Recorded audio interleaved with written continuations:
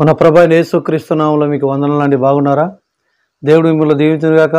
ఈ వీడియో మొదటి నుండి చివరి వరకు చూడండి. మీకు మేలుకరంగా ఆశీర్వాదకరంగా ఉంటుందని నేను ఆశిస్తున్నాను.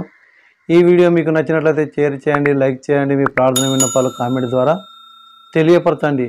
ప్రియమైన మిత్రులారా, ఈరోజు వాక్య అంశం ఏంటిది అంటే, క్రీస్తు ఎవరి కొరకు మరణించాడు, ఆయన మరణించడానికి కారణం ఏంటి? యేసుక్రీస్తు ప్రభువు మరి ఒక సాతగాని యొక్క వ్యక్తిగా మరి ఎవరో చంపితే చనిపోయాడా?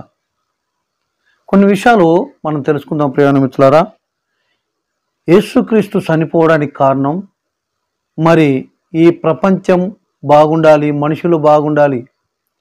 దేవుని వాక్యం చెలవిస్తుంది, దేవుడు లోకాన్ని ఎంతో ప్రేమించాడంట. ఆయన ఈ లోకాన్ని ప్రేమించాడు. ప్రేమించిన ఈ లోకానికి ఏదో ఒక మేలు చేయాలి అని అనుకుంటున్నాడు. చాలామంది నేను ఈ దేశాన్ని ప్రేమిస్తున్నా, ఈ మనుషులను ప్రేమిస్తున్నా అని అంటారు. కానీ కేవలం ఒక మతానికి మాత్రమే ప్రేమించే ఒక వ్యక్తులు కనబడుతుంటారు. యేసుక్రీస్తు ప్రభుల వారు కేవలం ఒక మతానికే కానీ ఒక వర్గానికి కానీ చెందిన దేవుడు కాదు. 100వ కీర్తనలో ఆయన అంటాడు, సమస్త దేశములారా, సమస్త దేశంలో ఆయన్ను స్తుతించాలి అన్నది మరి ఆయన కోరిక. అందరూ కూడా ఆయన వారే. ఈ ప్రపంచంలో ఉన్న ప్రతి ఒక్క వ్యక్తి కొరకు ఆయన మరణించవలసిన అవసరత వచ్చింది. ప్రియమైన మిత్రులారా, ఇక్కడ యేసుక్రీస్తు ప్రభుల వారు మరి ఎవరి కొరకు మరణించాడు, ఆయన మరణించడానికి కారణం ఏంటిది? కొన్ని విషయాలు ఇక్కడ మనం చూసుకున్నట్లయితే, చాలామంది ఎవరి కొరకు ప్రాణం పెట్టగలుగుతారంటే, ఒక మంచి వ్యక్తి కొరకు, మరి తనకు సహాయం చేసే ఒక వ్యక్తి కొరకు, తన సొంత వ్యక్తి కొరకు మరి ప్రాణం పెడతారు. కానీ యేసు ప్రభువు అలాంటి వాడు కాదండి. తన సొంత వ్యక్తి కొరకు కాదు. చాలామంది తన కుటుంబం కొరకు ప్రాణం పెట్టే వాళ్ళు ఉన్నారో లేరో నాకు తెలియదు. కానీ దేవుడు మాత్రం మానవుల కొరకై, మానవులందరి కొరకై తాను ప్రాణం పెట్టాడు అన్న సంగతి ఇక్కడ మనం గమనించాలి. ప్రియమైన మిత్రులారా, యేసుక్రీస్తు ఎవరి కొరకు మరణించాడు? రోమపత్రిక 5వ అధ్యాయం దాని 6వ వచనంలో చూస్తే ఇక్కడ రాయబడి ఉంది, బలహీనుల కొరకు ఆయన మరణించను అని రాయబడి ఉంది. ఎవరి కొరకు మరణించవలసి వచ్చింది? ఒక బలహీనమైన ఒక వ్యక్తుల కొరకు ఆయన మరణించవలసిన ఒక పరిస్థితి వచ్చింది. ఈ లోకంలో ఉన్న యొక్క వ్యక్తులు మనం ఒక బలహీనలమే. ఏ వ్యక్తి కూడా మరి నిజంగా మనకు బలం ఉన్నదని అనుకుంటాం, కానీ ఏ బలం కూడా మనకు లేదు. ఒక గడ్డి పువ్వు లాంటి వారం, నీటిలో బుడగ లాంటి వారం. మనము విర్రవీగుతాం, కానీ దేవుని బలం కింద మానవుని బలము ఎప్పటిది కాదు. అలాగనే ఎవరి కొరకు అంటే ఒక బలవంతుల కొరకు కాదు ఆయన మరణించింది. చాలామంది నేను బలహీనుడను, నేను శక్తి లేని వాడిని, నాకు ఏ బలం లేదు, నేను ఎన్నిక లేని వాడిని అని చెప్పి చాలామంది అనుకుంటారు కదా. ఆ బలహీనుల కొరకు ఆయన మరణించవలసిన ఒక పరిస్థితి వచ్చింది. ఎందుకంటే వారు బలవంతులు కావాలి. వారు బలవంతులు అగుట కొరకు బలహీనుల నిమిత్తమైన యొక్క మరి మరణించాడని ఇక్కడ రాయబడి ఉంది. ఈ లోకంలో మనుషులు మరి బలవంతుల కొరకు మరణించే వాళ్ళు ఉన్నారు. పెద్ద అధికారుల కొరకు, ఒక పార్టీ కొరకు, యజమాని కొరకు కొందరు మరణించే వాళ్ళు ఉన్నారేమో, ప్రేమ కొరకు మరణించే వాళ్ళు ఉన్నారేమో. కానీ ప్రియమైన మిత్రులారా, వారు సొంత కొరకు మరణిస్తుంటున్నారు. యేసుక్రీస్తు ప్రభుల వారు ఒక దేశానికి, ఒక రాజ్యానికి, ఒక ప్రాంతానికి చెందిన దేవుడు కాదు. ఆయన ప్రపంచమంతా కూడా ఉన్న దేవుడై ఉంటున్నాడు. అందుకొరకే ఆయన బలహీనులైన వారందరి కొరకు ఆయన మరణించవలసిన ఒక పరిస్థితి వచ్చింది. ప్రియమైన మిత్రులారా, అలాగనే రెండవ విషయానికి వచ్చినట్టయితే, మరి రోమపత్రిక 5వ అధ్యాయం దాని 8వ వచనంలో చూస్తున్నాం. ఇక్కడ పాపులందరి కొరకు తాను మరణించిండు అని రాయబడి ఉంది. పాపులందరి కొరకు తాను మరణించిండు. ఏ పాపులండి? ఏ వ్యక్తి అయినా ఒక చెడ్డవాణి కొరకు మరణించేవాడు కనబడ్డాడా? చెడ్డవాణ్ణి చూసి వాడు ఏమిటికి పనికిరాడని వాణ్ణి ఎన్నో మాటలు అంటున్న యొక్క వ్యక్తులు కనబడుతుంటారు. చెడ్డవాళ్ళ కొరకు మరణించిండు అంటే వారిని చెడ్డతనం నుండి బయటికి తీసుకురావడం కొరకు అని అర్థం. చాలామంది ఏమనుకుంటారంటే, ఆయన చెడ్డవాడు కనుక ఆయన సిలువకేశారని చెప్పి యూట్యూబ్లో మాట్లాడే వాళ్ళు ఉన్నారు. ఆయన తప్పు చేయండి సిలువకేశారా? ఆయన సిలువకి వేయడానికి కారణం ఏంటిది? ఆయన ఏదో తప్పు చేశాడు అని చెప్పేవాళ్ళు చాలామంది ఉన్నారు. ఆయన తప్పు చేసినందున కాదండి. ఈ లోకము పాపంలో ఉంది, ఈ లోకము నాశన కోపంలో ఉంది. ఈ లోకాన్ని రక్షించడానికి దేవుడు కావాలా? మనం చూసినట్టయితే ఆది కాండంలో దేవుడు మానవుని పుట్టించడానికి కారణం ఏంటిది అంటే, వారొక ఉన్నతమైన రాజ్యంగా ఉండాలని, సంతోషంగా ఆనందంగా ఉండాలని దేవుడు మానవుని పుట్టించాడు. మానవుని పుట్టించినప్పుడు మానవుడు చాలా సరిగ్గానే ఉన్నాడు.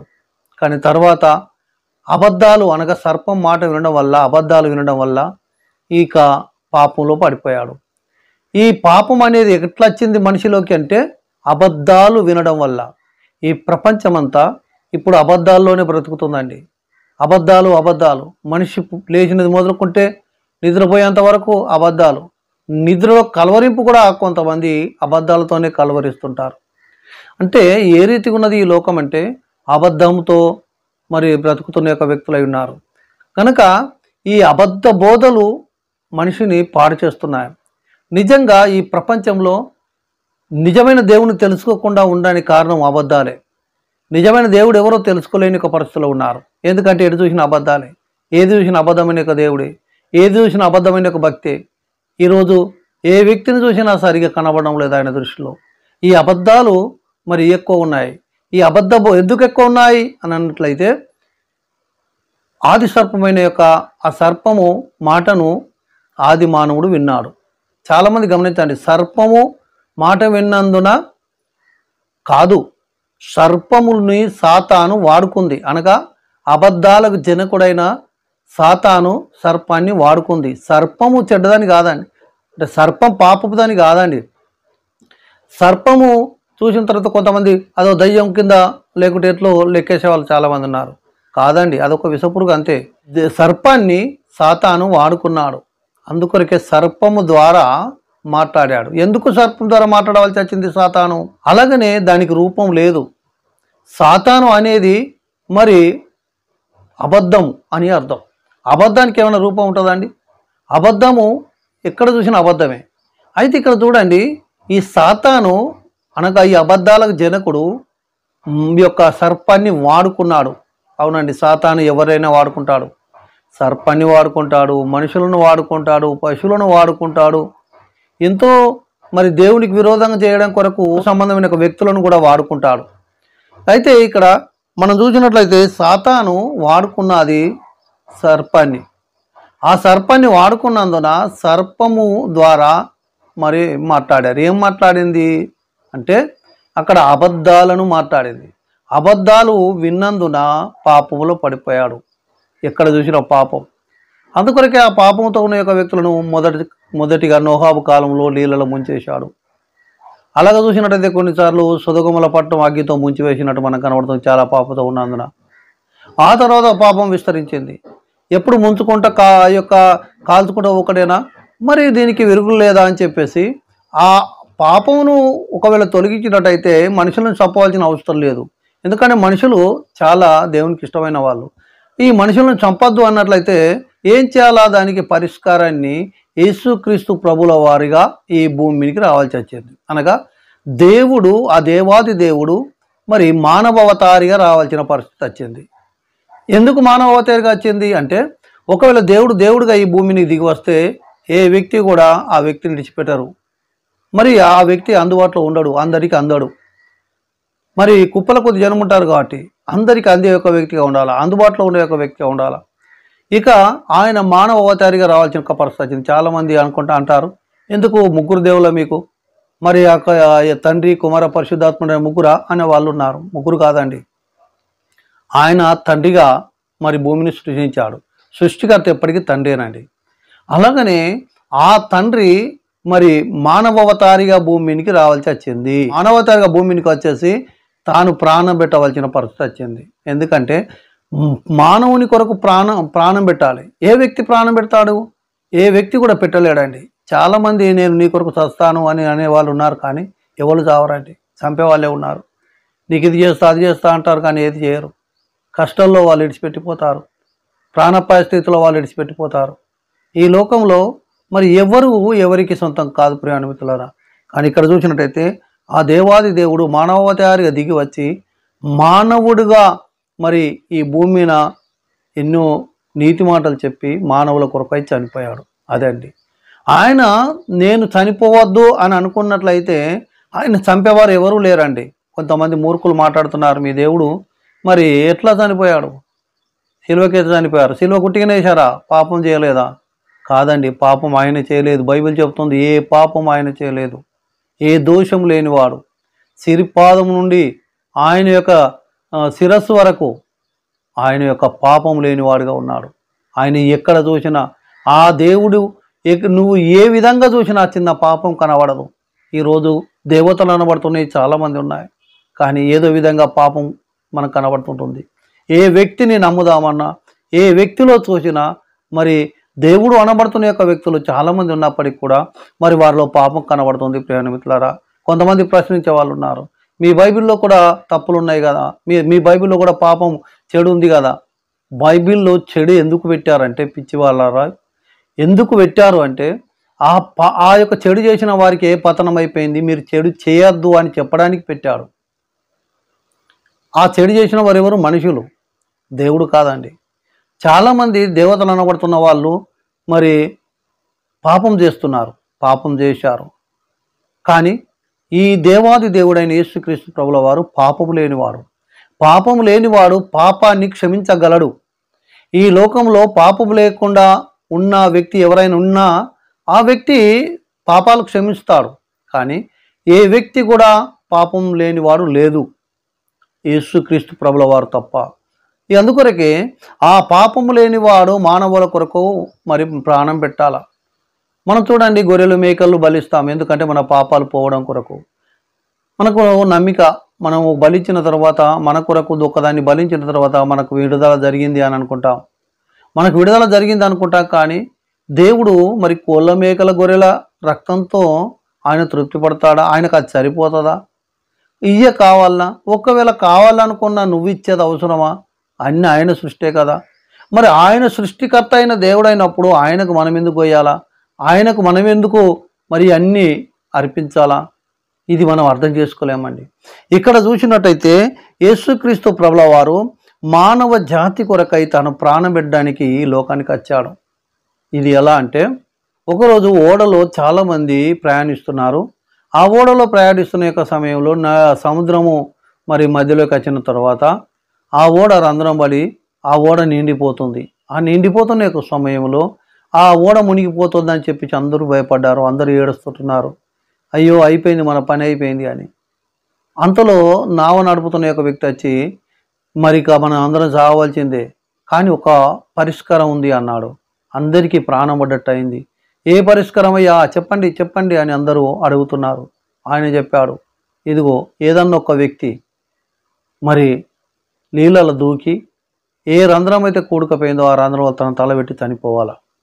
అప్పుడు నీళ్లు బయటికి రావు, యొక్క ఓడలకి రావు, అంతలోపు ఒడ్డుకు వెళ్ళిపోతామని చెప్పాడు. ప్రియమైన మిత్రులారా, మరి అయ్యా అట్లెందుకు, లేకుంటే ఏదన్నా బట్టలు పెట్టచ్చా, లేకుంటే ఏదన్నా పెట్టరదా అంటే మీదికి లేదు పెట్టిన అది కొట్టుకుపోతుందండి, లోపలికి వెళ్ళి దూకి అది పెట్టుకురావాలా. అప్పుడు ఆ వ్యక్తి మరి ఎవ్వరు కూడా నేను చనిపోతా అని చెప్పి అనలేదండి. అందరి కొరకు ఒక వ్యక్తి చనిపోండి అంటే ఏ వ్యక్తి కూడా అనలేదు. కానీ ఒక పిల్లోడు లేచి నేను చనిపోతాను అన్నాడు. అందరికి ప్రాణం పడ్డట్టు అయింది. ఆ వ్యక్తి లోపలికి దునికాడు, తల లోపల పెట్టాడు. మరి తల లోపల పెట్టేసి తాను ఆ యొక్క అందులో చనిపోయాడు. ప్రియమైన మిత్రులారా, ఆయన చనిపోవడం ద్వారా ఈ ఓడలోని యొక్క వ్యక్తులంతా కూడా ఒడ్డుకు వచ్చారు. వారు పండుగ చేసుకుంటున్నారు. ఓడ నడుపుతున్న నావికుడు ఏడవడం మొదలుపెట్టాడు. ఏమయ్యా ఎందుకు ఏడుస్తున్నావు అని అడిగారు వీళ్ళంతా. ఇందాక ఆ నీళ్ళలో మరి మునిగిపోయి మనం ఈరోజు ఒడ్డుకెక్కాం, మనం బతికాం, మరి నువ్వెందుకు ఏడుస్తున్నావు అంటే ఆయన అన్నాడు, ఎందుకు ఏడుస్తున్నావు తెలుసా, ఇది ఒకడైన ఒక కొడుకును మరి మీ అందరి కొరకు ప్రాణం పెట్టాడు, కాబట్టి ఈరోజు నేను కొడుకు లేనివాడిగా అయ్యాను. మీరందరూ పిల్లలతో సంతోషంగా ఉన్నారు. మీరు సంతోషంగా ఉన్నారు అంటే దానికి కారణం నా కొడుకే. ప్రియమైన మిత్రులారా, ఈ ప్రపంచం అంతం కావాల్సిన ఒక పరిస్థితిలో, ఈ ప్రపంచం నాశనం కావాల్సిన ఒక స్థితిలో, ఈ లోకంలో ఎక్కడ చూసిన పాపం పాపం పాపం, ఈ పాపంతో నిన్ను ఒక వ్యక్తి పతనం కాకుండా ఉండడం కొరకు ఆ ప్రభు రావాల్సి వచ్చింది. అంతేకాని ఆయన మరి తప్పు చేసినందుకు శిక్షించలేదండి. ఏ తప్పు లేదని శిక్షిస్తున్న యొక్క పిలాతే చెప్పాడు. ఏ తప్పు లేదని అక్కడ ఉన్న యొక్క రాజులే చెప్పారు.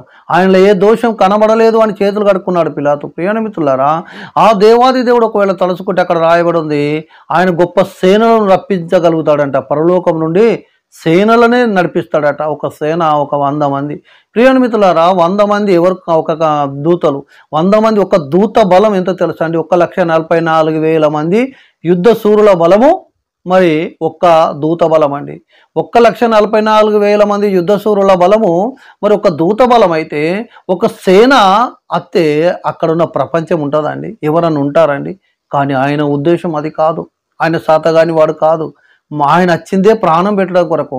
ఆయన ప్రాణం పెట్టకుంటే పాపం పోదు. అందుకొరకే యేసుక్రీస్తు ప్రభుల వారు ఈ లోకం కొరకు ప్రాణం పెట్టవలసిన ఒక పరిస్థితి వచ్చింది.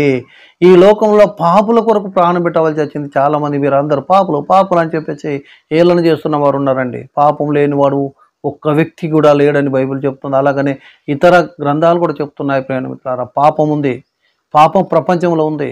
కనుక ఈ పాపాన్ని పతనం చేయడానికి వచ్చిన యొక్క పరిశుద్ధుడే యేసు ప్రభువు అన్న సంగతి గమనించాలి ఇక్కడ. అందుకొరకు ఆయన మరణించకుంటే మరి ఇక్కడ ఖచ్చితంగా మానవునికి విడుదల జరిగేది కాదు అన్న సంగతి ఇక్కడ మనం గమనించాలి. ఈ పాపులైన యొక్క వ్యక్తి ఇంకా కూడా పాపం చేస్తూ, తప్పు చేస్తూ ఇక పతనానికి దగ్గరికి వచ్చిన నీవు ఏదో ఒక రోజు తప్పు చేస్తూ దొరికిపోతావు, ఏదో ఒక రోజు పాపం చేసి దొరికిపోతావు, ఏదో ఒక రోజు మరి మోసం చేస్తూ దొరికిపోతావు. దొరికిపోయిన తర్వాత మూల్యమంతా చెల్లవలసిన పరిస్థితి వస్తుంది. అందుకొరకే ఇప్పుడే ప్రభువా నన్ను క్షమించమని అడిగితే ఆ ప్రభు నిన్ను క్షమిస్తాడు. నీ కొరకు ఆయన మరణించాడు అన్న సంగతి నువ్వు మర్చిపోద్దు. ప్రియమైన మిత్రులారా, మూడో విషయానికి వచ్చినైతే యేసుక్రీస్తు ప్రభు ఎవరి కొరకు మరణించడానికి వచ్చాడు అంటే రోమా పత్రిక 5వ అధ్యాయం 8వ వచనం చూస్తుంది. శత్రువుల అందరి కొరకు. ఎవరైతే శత్రువు ఉన్నాడో శత్రువు కొరకు ప్రాణం పెట్టడానికి వచ్చిన వాడే యేసు ప్రభు అండి. ఎంతోమంది శత్రువులు ఆయన కొడుతున్న వారిని అన్నాడు, తండ్రి వీరు ఏం చేసినారో వీరు ఎరగారు కనుక వీరిని క్షమించు అన్నాడు. ఆయనకు శత్రువులు ఎవరండి? మానవులు కాదండి శత్రువులు. అసలు వాస్తవానికి ఆయన కొట్టిన వారు ఆయనకు శత్రువులు కాదండి. ఈరోజు ఎవరికి శత్రువులు అనుకుంటున్నారు? ఎవరికి శత్రువులు? ఇక్కడ ఈ భూమి మీద మనకు శత్రువులు ఎవరు?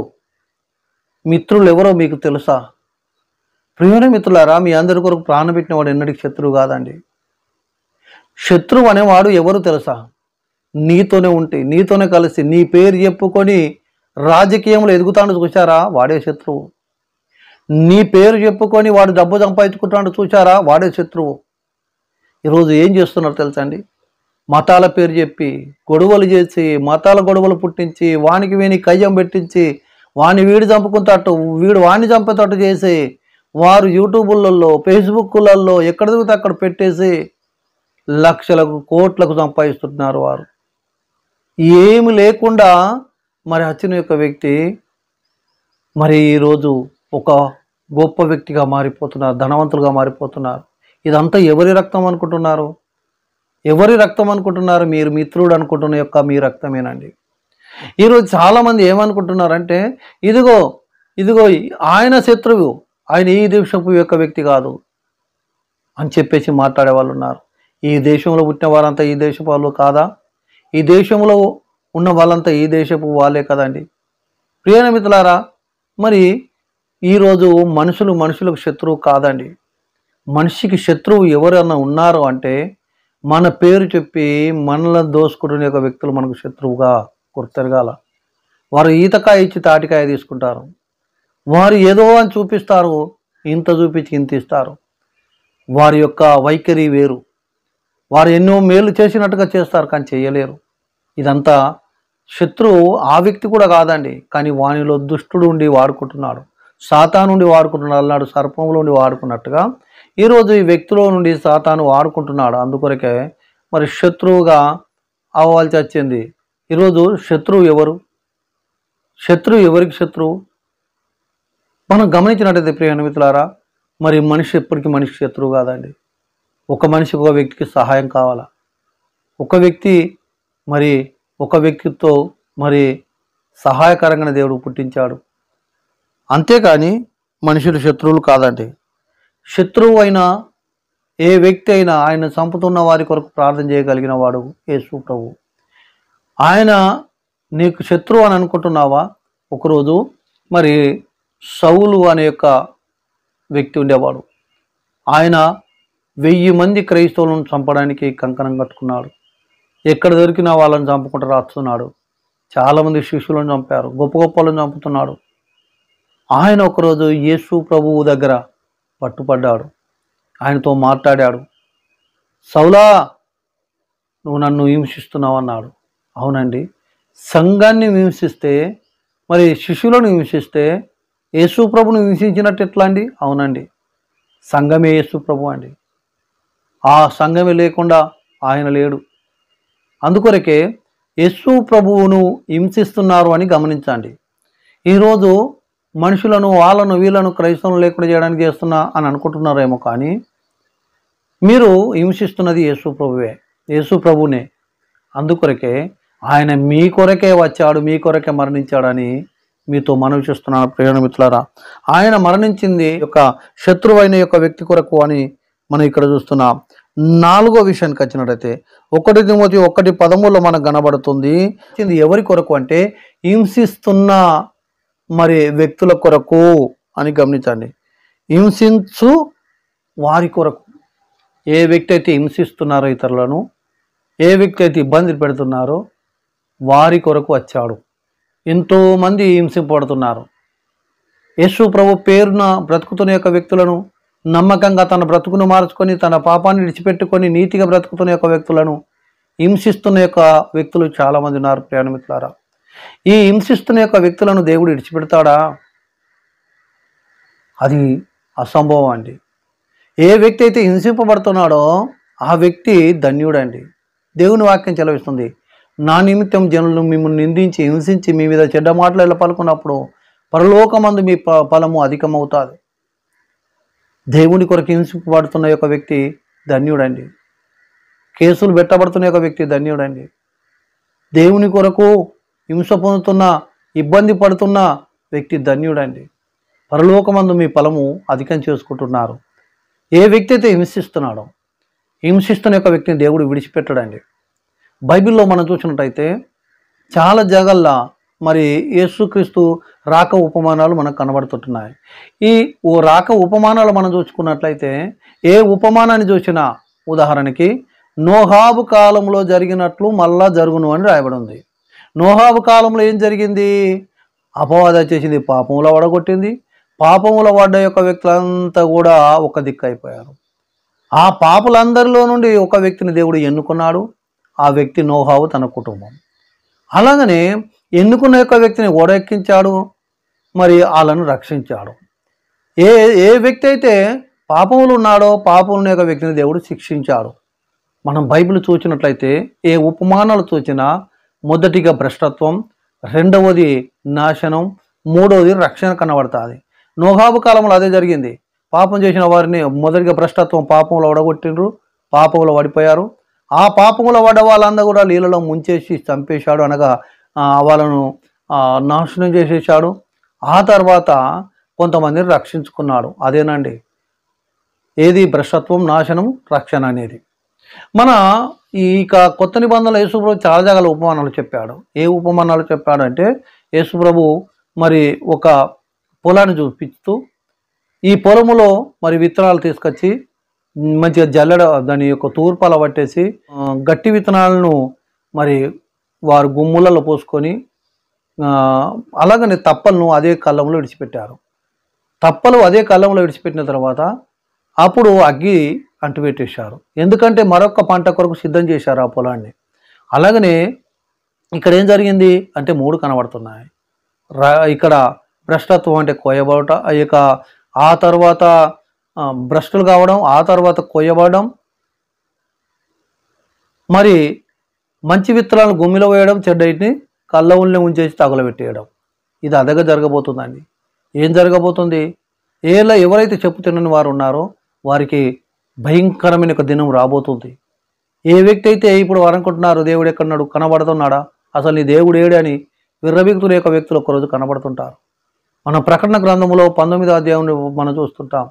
19వ అధ్యాయంలో గొర్రెపిల్ల విందు మనకు కనబడుతుంటుంది. అంటే గొర్రెపిల్ల విందు అంటే ఏ విందు అంటే అది ఏ విందు? మరి పరలోక రాజ్యంలో విందులు ఉంటాయండి? అసలు పరలోక రాజ్యంలో మరి విందు లేనప్పుడు ఏ విందు ఇది? ఇక్కడ మనం చూసినట్టయితే ప్రియమైన మిత్రులారా, పరలోక రాజ్యంలోకి తినుడు తాగుడు అసలు ఉండదు.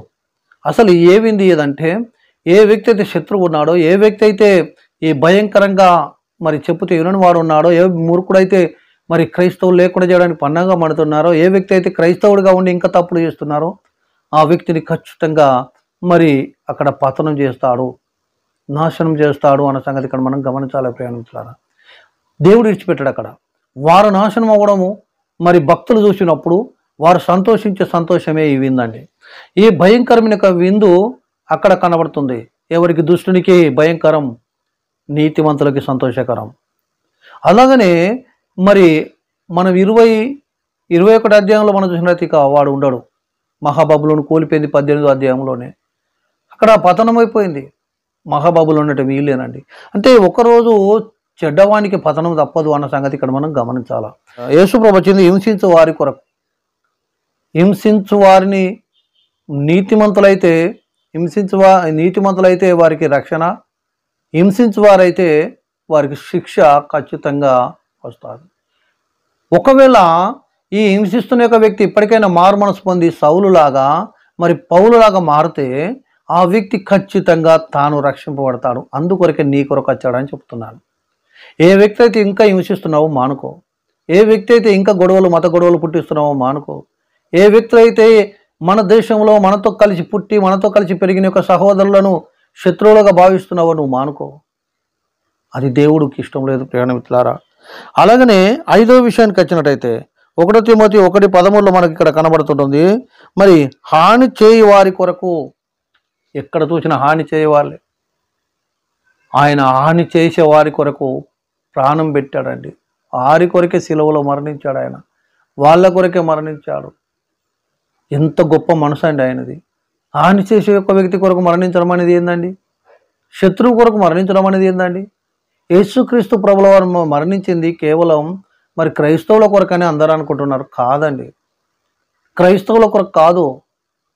అనగా ఏ వ్యక్తులైతే దేవునికి విరోధంగా బ్రతుకుతుంటున్నారో వారి కొరకే మరణించాడు. అది గమనించండి ప్రియమైన మిత్రులారా.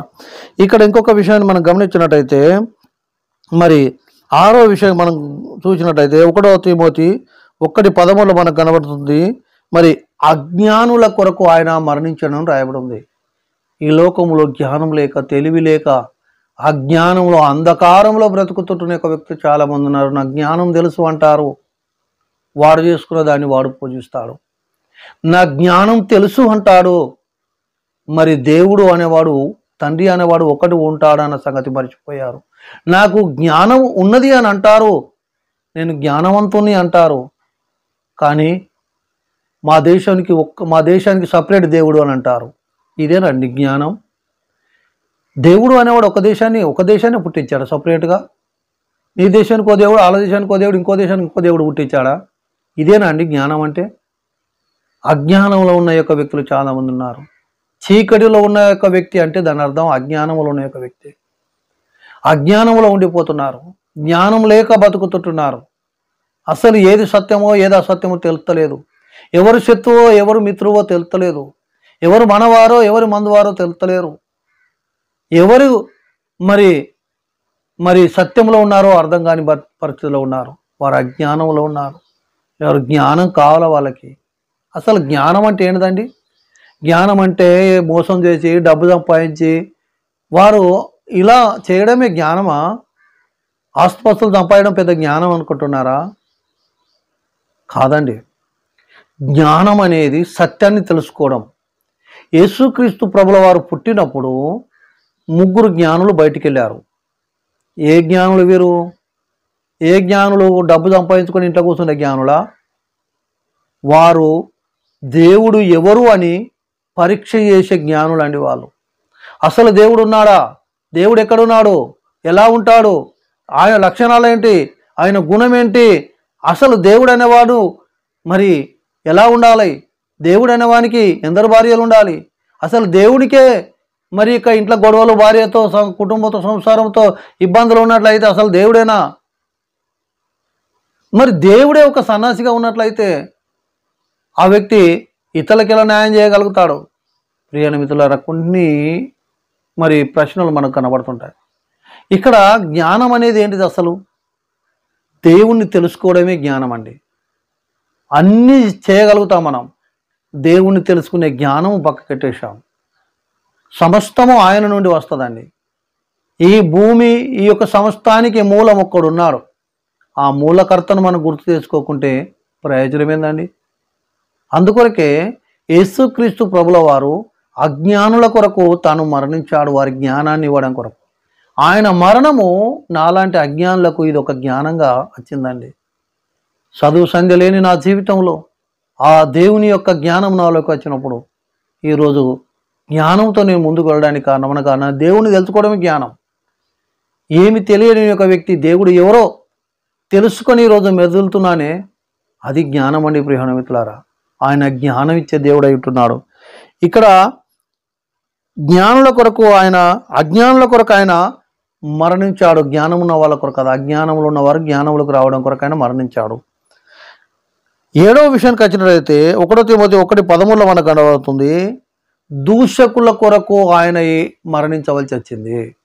యేసు ప్రభు సిలువలో మరణించడానికి కారణం మరి ఎవరి కొరకు మరణించాడంటే ఆయన దూషిస్తున్న వారి కొరకు ఆయన మరణించాడు. ఎంత గొప్ప మనసు అండి. దూషిస్తున్న వాడిని ఇంకా 4 చంపాలనిపిస్తుంది. దూషిస్తున్న వాడిని ఇంకా వానికి ఏమో చేయాలనిపిస్తుంది. ప్రియమైన మిత్రులారా, దూషిస్తున్న యొక్క వ్యక్తులను, ఆయన మీద ఉమ్మి వేస్తున్న యొక్క వ్యక్తులను ఆయన క్షమించి వారి కొరకు మరణించాడని. ఎంత గొప్ప మనసు ఉంటే అలా చేయగలుగుతాం. ఆయన మహా గొప్పవాడండి. ఆయనను వర్ణించడానికి మనకు తరం కాదు. ఆయన దూషకుల కొరకు మరణించినట్టు మనకు కనబడుతుంది. 8 చూసినట్టు యోహాను మరి 1:29 మనకు కనబడుతుంది. ఆయన ఈ లోకమంతటి కొరకు మరణించాడని రాయబడి ఉంది. ఈ లోకమంతటి కొరకు, ప్రపంచమంతటి కొరకు, ఎక్కడెక్కడైతే మరి మానవుడు ఉన్నాడో మానవుల అందరి కొరకు ఆయన మరణించాడు. ఒక్క వ్యక్తి కొరకు మరణించలేదండి, ఒక్క తెగ కొరకు కాదండి, ఏదో క్రైస్తవులకు మాత్రమే యేసు ప్రభు దేవుడు కాదండి. చాలామంది అంటారు మీ దేవుడు అని. మా దేవుడు కాదండి, మన దేవుడు. మా దేవుడు ఒక్కరికి దేవుడు కాదు, ఒక్క రాష్ట్రానికి దేవుడు కాదు, ఒక్క దేశానికి కాదు, ఒక ప్రపంచం అంతటికి ఆయన దేవుడు. ఆయన అంతటా ఉన్నవాడు. ఆయన సర్వవ్యాప్తి, సర్వంతర్యామి కాదు, సర్వవ్యాప్తి. సర్వంతర్యామి అంటే అంతటికి వెళ్ళగలిగిన వాడు. సర్వవ్యాప్తి అంటే అంతటా నిండి ఉన్నవాడు. ఆయన అంతటా నిండి ఉన్న దేవుడై ఉన్నాడు. ఆ మహా గొప్ప దేవుడు మనందరి కొరకు ఈ భూమి అంతటా, ప్రపంచం అంతటా నిండి ఉన్నాడు. ఆయనకి ఏ గుడి కట్టుతాం, ఏ ఆలయాన్ని కడతాం మనం? ఆయనకు మరి ఆయన చంపడానికి ఎవరికి శక్తి సరిపోతుంది? ఆయన్ని సిలువ వేయడానికి ఎవరి శక్తి సరిపోతుంది? కానీ ఆయన మానవ అవతారిగా భూమిని కచ్చి తానకు తానే ఇష్టం చొప్పున మరణించవలసిన ఒక పరిస్థితి వచ్చింది. ఈ లోకమంతా రక్షణలోకి రావాలా, ఈ లోకమంతా కాపాడబడాలా, ఈ లోకమంతా పాపాలు తొలగిపోవాలా. ఎప్పుడైతే అబద్ధాన్ని నమ్మి అబద్ధంలోకి వెళ్ళిపోయిన మానవుడు సత్యాన్ని తెలుసుకొని, సత్యం అంటే ఎవరు? నేనే సత్యము, నేనే మార్గం అన్నాడు ఆ యేసు ప్రభు. ఆ సత్యాన్ని తెలుసుకున్నప్పుడు ఖచ్చితంగా మరి నేను యేసు ప్రభు అని పేరు చెప్పాల్సిన అవసరం లేదు. యేసు అని కాదండి, మనం ఏదో గుర్తు కొరకు పిలుస్తున్నాం. అసలు ఆయనకు పేరే లేదు, ఆయనకు పేరే పెట్టలేము మనం. ఆ దేవుడికి మనం పేరు పెట్టేంత శక్తి మనకు ఉందండి. ఆయన ఇమ్మానుయేలు అంటే భాషాంతరం దేవుడు తోడు అని అర్థం, అంతే. యేసు అని మన యొక్క ప్రాంతాన్ని బట్టి, మన యొక్క లాంగ్వేజ్ని బట్టి మనం పేరును పెట్టుకుంటున్నాం. వారి వారి యొక్క ప్రాంతంలో వారి వారి లాంగ్వేజ్ని బట్టి మరి పేర్లు ఉన్నాయి. అది మనకు గుర్తింపు కొరకు మాత్రమే. ఆయన పేరు లేనివాడు, ఆయన సమస్తం నిండి ఉన్నవాడు. ఆ దేవాది దేవుడు మానవతారిగా ఈ భూమికి వచ్చి అప్పుడు మరి మరణించవలసిన పరిస్థితి వచ్చిందండి. అందుకని ఇక్కడ మన లోకమందరి కొరకు ఆయన మరణించాడు. చివరిగా 9వ విషయానికి వచ్చినట్లయితే మరి ఎఫెసీ పత్రిక 5వ అధ్యాయం దాని 25వ వచనంలో కనబడుతుంది. ఆయన మరణించింది సంఘం కొరకు అని రాయబడి ఉంది. అవునండి, ఆయన మరణించింది సంఘం అంతటి కొరకు. సంఘం కొరకు తన ప్రాణం ఇస్తున్నాడు. స్వరక్తమిచ్చి కొన్న సంఘం ఈ సంఘం. ఈ సంఘము నా ఇష్టం, నా సంఘం అనే వాళ్ళు ఉన్నారు. ఇష్టమైన బోధలు, ఇష్టమైన పద్ధతులు. అప్పుడే ఇదిగో నాకు దేవుడు కనబడ్డాడు చెబుతున్నాడని ఒకడు, అన్ని అబద్ధాలు. ఇంకొక వ్యక్తి నాకు దేవుడు మాట్లాడి చెప్పాడని ఒకరు, నాకు పెళ్లి పెట్టు అయ్యగారు అంటే ఇలా చూసి బైబిల్ చూసి కళ్ళు మూసుకొని ఒక దేవుడికి ఈ డేట్ చెప్పిండు అని అబద్ధాలు ఇంకొకరు. ఏంటండి ఇది? సంఘం అండి, అది నీది కాదు. యేసయ్య స్వరక్తం ఇచ్చి కొన్న సంఘం. సంఘం అనేది మనది కాదు. నా సంఘం, నా సంఘం, నా ఇష్టం అంటున్నావు. నీ ఇష్టం కాదండి, అది నీ సంఘం కాదండి, అది దేవుని సంఘం. దేవుడు ఈ సంఘం అంతటి కొరకు ప్రాణం పెట్టాడు. సంఘంలోనే గొడవలు, సంఘంలోనే ఇబ్బందులు, సౌకలు కోలు తిట్టుకోవడం, సంఘంలో డబ్బుల కొరకు కొట్లాడడం, సంఘంలో పదవుల కొరకు కొట్లాడడం, సంఘంలో ఇవన్నీ చేయడం మంచిదా అండి? మనం చూస్తున్నాం, రోడ్ ఎక్కుతున్నారు చాలామంది, గొడవలకు దిగుతుంటున్నారు. మా పేరున్న పెద్ద పెద్ద సంఘాలు ఈరోజు సంఘ పెద్దల మధ్యలో గొడవలు, పాస్టర్ల మధ్యలో గొడవలు, సంఘంలోని ఒక వ్యక్తి సంఘ కాపురితో గొడవలు. ఏంటండి ఇదంతా? యేసు ప్రభు సంఘం కొరకు ప్రాణం పెడితే మనం సంఘంలో కొట్టుకోవడం మంచిదా? ఈ సంఘంలో ఇలాంటి గలిబీలు మంచిదా? అసలు ఈ సంఘం కొరకే తన ప్రాణం పెట్టాడండి. మరి మనం ఏం చేస్తున్నాం? సంఘం కొరకు ఆయన ప్రాణం పెట్టి అప్పచెప్పాడు. మనం ఏం చేస్తున్నాం? ప్రాణం పెట్టిన సంఘాన్ని ఎలా కాస్తున్నాం?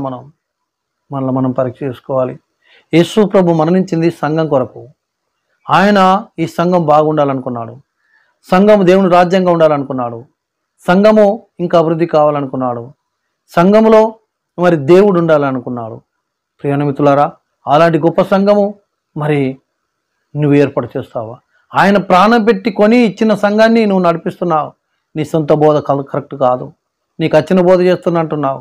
ఏమనంటే నాకు ఇంతే తెలుస్తుంది, ఇదే బోధ చేస్తున్నా అంటున్నావు. నీకు తెలిసినంతకు చేయి, తెలిసిన మట్టుకు చేయి, తప్పులేదు. కానీ నువ్వు తెలియని విషయాలను మరి ఆ విషయంలో నువ్వు తప్పుగా బోధిస్తున్నావే, కొత్త కొత్త క్రియేట్ చేసి మాట్లాడుతున్నావే. దాన్ని బట్టి ఈ లోకంలో అన్యులంతా కూడా, లేక లోకస్తులంతా కూడా మరి ప్రశ్నించి అడిగే పరిస్థితి తీసుకొస్తున్నావే. సరైందేనా? ఈ లోకంలోనే వ్యక్తులు అడుగుతున్నారు ఇదేంది అని. ఒకళ్ళు సంఘంలో ఒక చర్చిలో ఫోటోలు పెడతారు, ఒకళ్ళు చర్చిలో విగ్రహాలు పెడతారు, ఒకళ్ళు చర్చిలో మరి ఒక రీతిగా ఉంటారు, ఇంకొక చర్చిలో ఇంకొక రీతిగా ఉంటారు. మరి చూస్తా బైబిల్ ఒకటే. చూస్తున్న యొక్క లోకానికి ఏం కనబడుతుంది ఇక్కడ మన దగ్గర? మనలోనే క్లారిటీ లేదని కనబడతలేదా? ప్రియమైన మిత్రులారా, ఒక విషయాన్ని అర్థం చేసుకోండి. అది దేవుని సంఘం, దేవుని ఇష్టానుసారంగానే పెంచాలా. దేవుని సంఘం దేవునికి ఇష్టానుసారంగా పెంచకుంటే కరెక్ట్ కాదు. ప్రియమైన మిత్రులారా, మరి ఇక్కడ మనము సత్యం విడిచిపెట్టేసి దేవా అంటే ప్రయోజనం ఏమీ లేదు. యేసుక్రీస్తు ప్రభు మన కొరకు మరణించాడు. ఆయన మన పాపాలను క్షమించాడు.